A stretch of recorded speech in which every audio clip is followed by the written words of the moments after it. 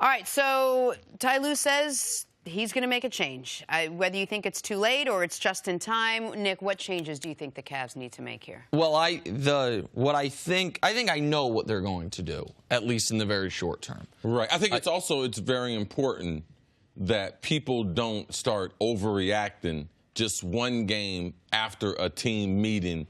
They should have made changes. Like, they haven't played very good basketball, so I'm not surprised that a week ago that Ty Lue hadn't decided, you know something, I need to make some changes. Obviously, the team meeting, man, team meetings don't take place when things are going well. All right? So I know this. I think team meetings are blown out of proportion as far as the overall value of what comes out of it, because typically when you're working with your colleagues and everyone, when they actually say how they're feeling, no one leaves there feeling warm and fuzzy. So when you start talking about you have a fiery team meeting and then you're going to face a team like San Antonio that is, I mean, they're strapped. Kawhi's not there. Ginobili's not there. I mean, they got so many players not there. Pau Gasol didn't play. Rudy Gay didn't play. Yes. I mean, but I wasn't expecting Cleveland to just come out of that meeting and it be transitioned into great team basketball. And so I thought they would lose to San Antonio, even though they were shorthanded, because they're just not playing good defense. And offensively, this is the least effective that they've been this season. Well, and as far as the changes, like what I expect to find out today,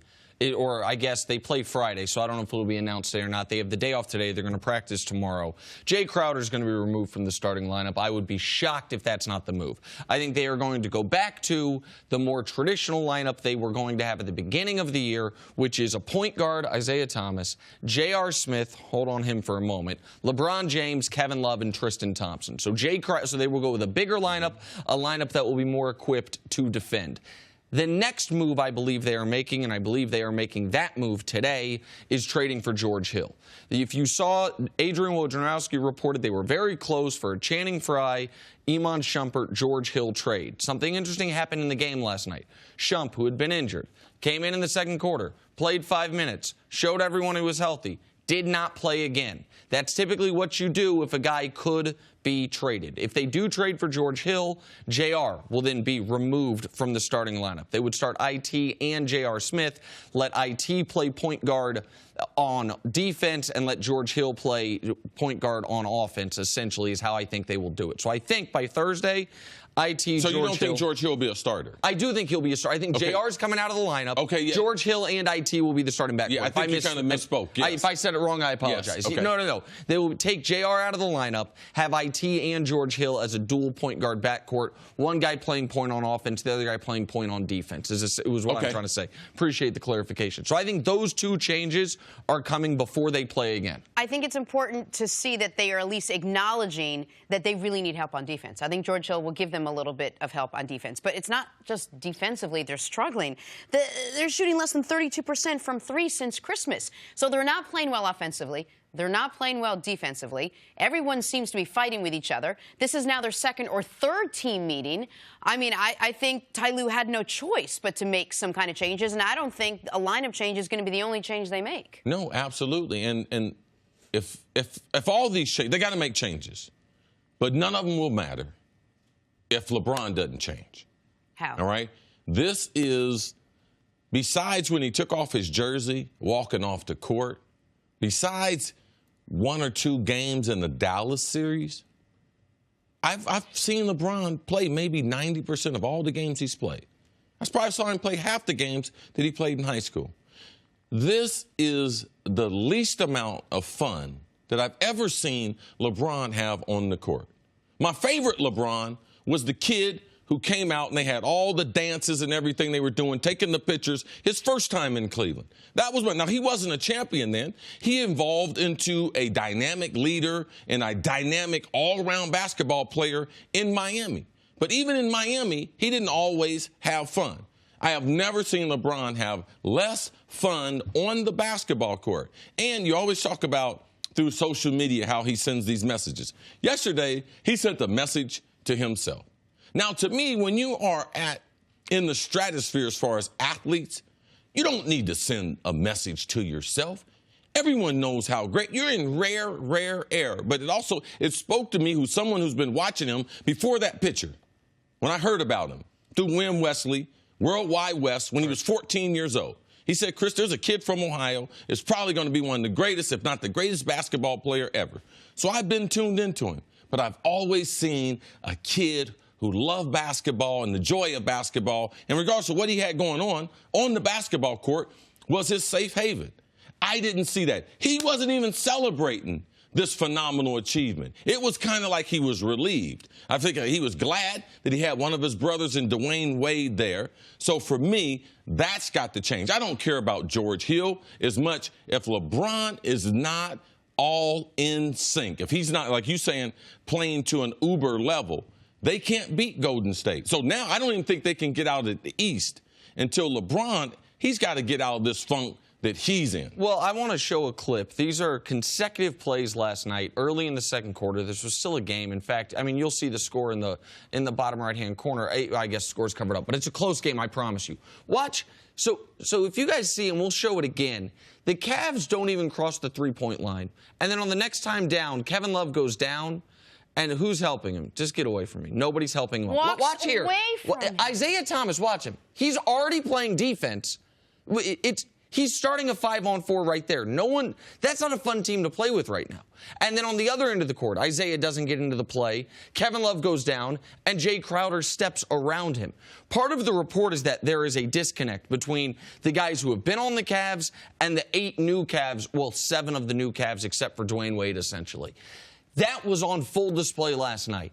I don't know how you fix it other than trading away some of the new guys, other than moving on potentially from Jay Crowder, at least moving him out of the starting lineup.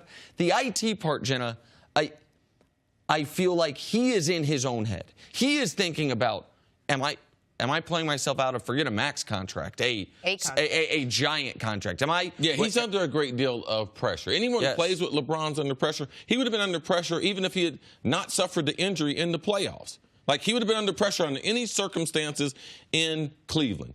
And now going through that, and he's not healthy.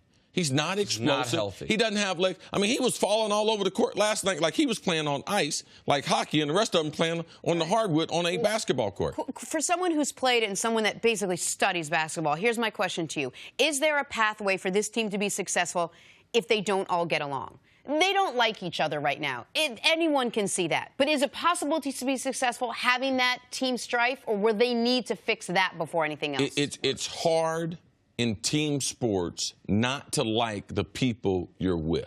It's hard in any business when it relies on teamwork that you can't depend on people. And every day, instead of doing what's best for the organization, for the team, for the show, you do what's best for yourself. And it trickled over into sports. And that's what we're seeing with the Cleveland Cavaliers. Right now, man, IT needs a contract. He needs to be healthy. Yeah. So right now, his overall sacrifice, like, is he going to sacrifice his body and throw himself into a charge situation, to be able to let his teammates know when they help? There's such a disconnect from the communications. Oh, I thought you had this guy. In last night's game, they threw the ball to the corner. Dwayne Wade and someone else ran to the corner to leave another guy wide open. So you can see that overall chemistry, it's trickled from off the court because they don't spend that much time on the court, Jenna. Right. So how you feel about the person, it will trickle over onto the court. Did the losing beget the bad relationships, or did the bad relationships beget the losing? Because there's the same collection of people. I know IT wasn't playing, but he was there on the bench that won 18 out of 19 games. That looked like when IT came back, they could have one of the best records in the NBA from that moment moving forward. What I think the Cavs need is to get to February 8th. That is the trade deadline. That is when the team will be locked in stone. And they will have to, for good or for bad, figure out how to get back to the team that played Houston, in Houston, neck and neck, played Golden State on Christmas Day, neck and neck. That team still exists. They haven't suffered any major injury. They haven't lost any significant player. That team still exists. They have to find a way to get back to it. And Chris's point that LeBron's got to be the Pied Piper of joy, for lack of a better term, is an important one. I don't think that will happen until the team is set post-trade deadline. Nick, you taught me this, and Charlie, and we made some adjustments with the show. Cris, you can't be, because there's some days I can be a mean dude. No. This is the first time Check the tape out the last hour and a half yesterday. But Nick has a few private conversations with me and lets me know, under no circumstances are we going to be at our best if you're not at your best. So it is important, and LeBron James, it's always been that way. And it won't get it right in Cleveland until he gets back and begins to have fun and be able to play and enjoy his teammates. That's your man's. Legit gripe, That's guys? your man's. No, it's not legit gripe. This is okay. First of all, he's like, I dribbled the ball hard. He got upset because on the first tech because he didn't think he committed a foul, which he was right. The foul wasn't called on him. It was called on Kevin Looney. And he slammed the ball right in front of the ref. You're not always called for a tech on that, but you do get called for techs on that sometimes. Yes. That's how he got his first one. His second one, he went on and on for 25 seconds. Yeah, he was eyeballing the ref, even on defense. Circled the court. Yes. Draymond tried to pull him away. This is the end of a 20-second performance by Kevin Durant that started in the front court or on the other end of the basketball court. And for Kevin Durant to say he's out to get me. Well, I mean, KD, has he reffed all your games this year? I just want to show America Kevin Durant's ejections this year and where they rank in the NBA, because this is an embarrassment for the second best player in the world. Kevin Durant is in first place with 4 ejections. This is amongst teams, by the way. The rest of the Warriors are tied with him with 4. And then the next most team is the Rockets. Durant has more ejections than any other team in the league. Everyone's out to get me. It's not a conspiracy if they're really hunting for you. Give me, CC, that's your man's. Every day, this is your guy. I mean, for one, he's not my guy. Okay. He's like you said, he's the second greatest basketball player. I'm a fan of basketball. I'm a fan of the way Golden State's played basketball, the style for which people said, no, you can't win in the NBA in doing that. But be who you are. Like, be authentic. What's Kevin Durant mad at the world about? Why is he so mad? I thought that when I made the shot in game number 3, I felt as if there was an exchange. From LeBron to me. Well, if you're the face of basketball around the world, Kevin, you're getting thrown out with less than a minute to go in a home game?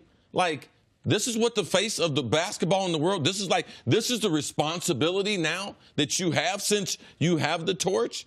Like, okay, be responsible then. You're playing on Golden State. You're a world champion. You're MVP of the finals.